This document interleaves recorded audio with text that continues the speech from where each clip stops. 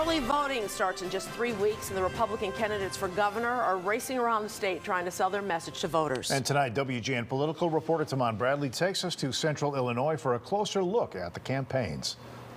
Campaign season in Illinois, and local TV is flooded with candidate commercials. Now Darren is running for governor. I'm Gary Rabine. I'm running for governor.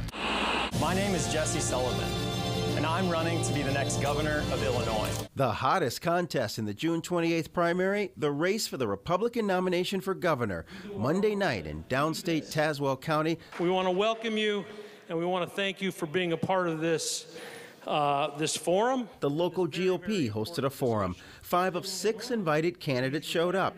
Organizers left an empty chair for Aurora Mayor Richard Irvin. State Senator Darren Bailey pounced. So I sit here and I look at this empty seat tonight, and I think of a mayor of the highest tax city and a sanctuary city in the state of Illinois, and I think of someone who sits and prefers to stay in his basement rather than to have to come and face me. The Irvin campaign says the candidate missed the event due to a prior commitment.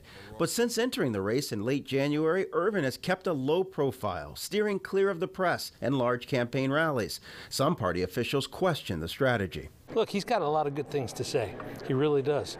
But I just wish he'd come down here and meet the people and talk to them about his solutions and his vision. But he seems to be afraid to do that. Wealthy Republican donors are picking sides. Illinois' richest man, Ken Griffin, has donated $20 million to the Irvin campaign. Billionaire Richard Uihlein has pledged $2.5 million to Bailey. Bailey and Irvin are keeping an eye on each other, throwing punches over support for Donald Trump.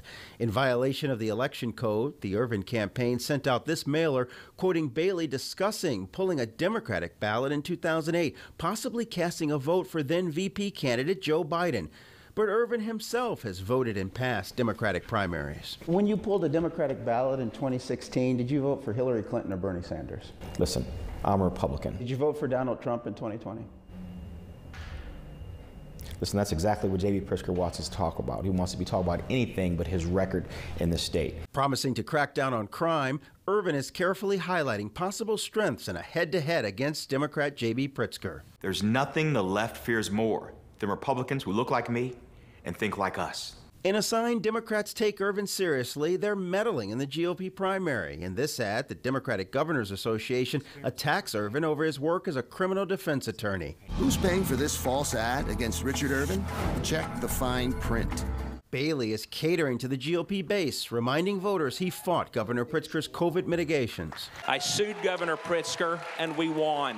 Also in the race, venture capitalist Jesse Sullivan. He started his campaign with more than $10 million from out-of-state donations. He's using the cash to pitch himself as a political outsider. If you want to know my governing philosophy, it's this. Take power away from these corrupt, career insider politicians and give it back to the people of Illinois.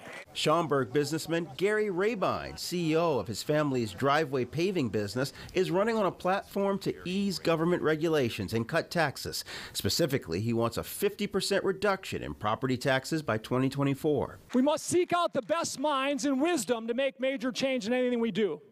We've done this all my life in my businesses, and we're going to do this in the state of Illinois. Former State Senator Paul Schimpf is trying to distinguish himself as the moderate in the race. Our campaign is running on parents' rights, support for law enforcement so that we can have safe communities and families, and restoring trust in government. Max Solomon, an attorney who reported just $1,900 in his campaign bank account at the end of March, is waging an uphill battle. I identify as a Christian, conservative Republican.